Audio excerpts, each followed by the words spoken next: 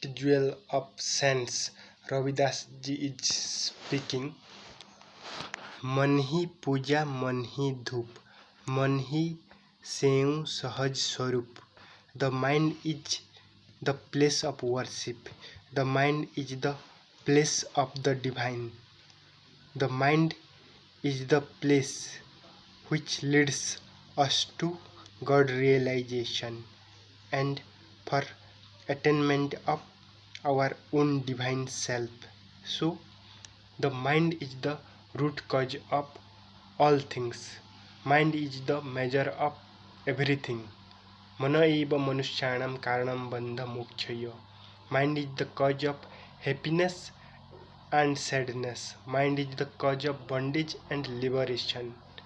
That is why take utmost care of your own mind. That is, your thoughts must be purified.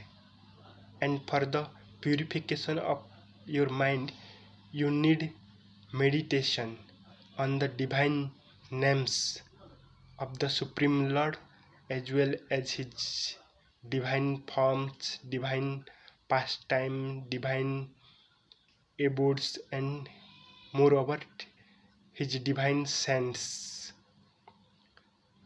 the great human beings, God realized saint.